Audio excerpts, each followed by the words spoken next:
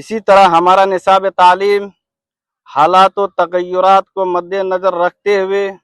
وقت کے تقاضوں کو سوچ سمجھ کر تبدیل و ترمیم کرنا عین مذہب اسلام کے مطابق ہے، اور قومی زبان میں مہارت و دسترس، فصاحت و بلاغت پیدا کرنا بھی سنت رسول ہے کہ انسان اس وقت تک قوم و ملت پر حکومت نہیں کر سکتا جب تک کہ قومی زبان میں قلم و زبان کا بادشاہ نہ بن جائے۔ محترم سامعین علماء کرام، آپ حضرات کا یہاں تشریف لانا آ کر چلے جانا نہیں، بلکہ ایک تحریکی، علمی، عملی اور فکری اور دعوتی اور انقلابی مزاج پیدا کرنا ہے۔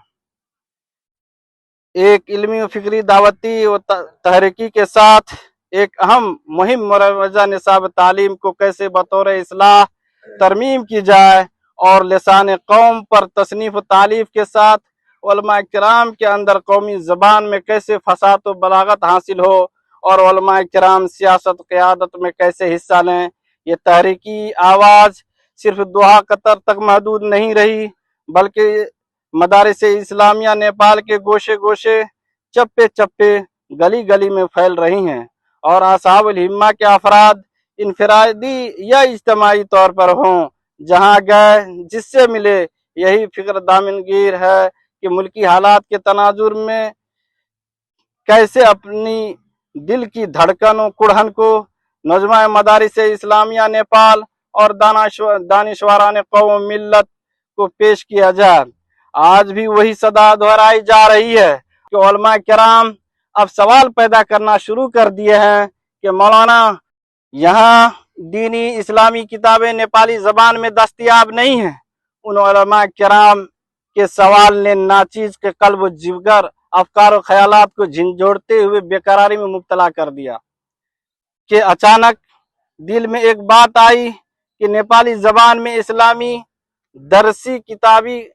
درسی کتابوں کا ترجمہ و تصنیف و تالیف کی طرف قدم بڑھایا جائے۔ آج نیپالی زبان میں تصنیف و تالیف کا کام شروع ہو چکا ہے، ماشاء اللہ، الحمدللہ رب العالمین۔ رحمت عالم صلی اللہ علیہ وسلم جگت دیالو کے نام سے کتابی شکل میں موجود ہے، اور تعلیم الاسلام حصہ اول تا چہارم لکھی جا چکی ہے، جن میں سے حصہ اول تا دوم چھپائی کے لیے دے دیا گیا ہے۔ 15-20 دن کے اندر انشاءاللہ وہ کتابی شکل اختیار کی جائے گی۔ اور تعلیم اسلام کی خصوصیتوں میں سے ایک خصوصیت یہ ہے نئے انداز میں کہ ہر مضمون کے نیچے ہر الفاظ کے معنی دیے گئے ہیں مضمون کے اعتبار سے، تاکہ جس کے اندر ذرا سے بھی نیپالی زبان میں ہلکی پھلکی مہارت ہوگی، جانتے ہوں گے، وہ بآسانی پڑھ سکتے ہیں اور پڑھا سکتے ہیں۔ تیسری کتاب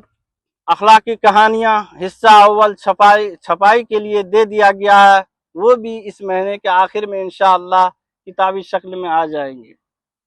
جو انشاءاللہ رمضان المبارک کے بعد ہم یہ چاہتے ہیں کہ ان کی اجرا کے ساتھ کلاس میں، درسیات میں، مطالعے میں رکھی جائیں۔ تصویر کا دوسرا رخ، ملک نیپال جو ایک خود مختار آزاد ملک ہے، جو کہ نہ کسی کا غلام تھا اور نہ ہوگا انشاءاللہ تبارک و تعالی۔ ہمارا پیارا ملک نیپال میں دینی اسلامی کتابوں اور علماء کرام کا نیپالی زبان میں فصاحت و بلاغت کے ساتھ آٹے میں نمک کے برابر ہے۔ مرکز النور للبحث والنشر ایک مضبوط،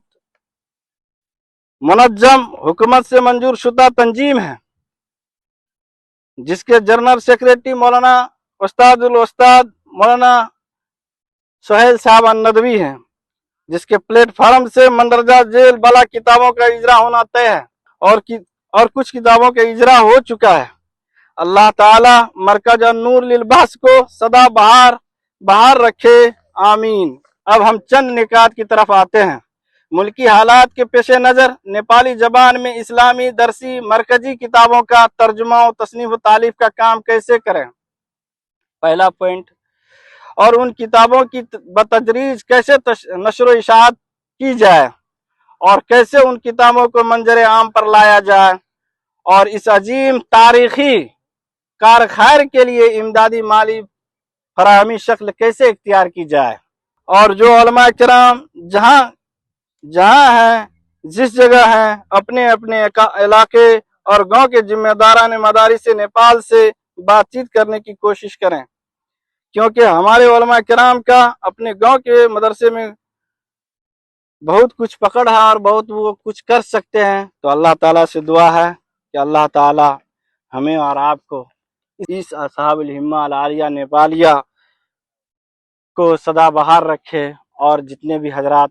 آئے ہیں ایک لڑی میں پیرو کر کے آئے ہیں، جس کو مولانا رقیب صاحب نے کہا کہ یہاں پہ بلا تفریق بلایا گیا ہے۔ اللہ تعالیٰ اس بلا تفریق کو قبولیت بخشے اور ملک نیپال کے لیے کام کرنے کی توفیق نصیب عطا فرمائے، آمین۔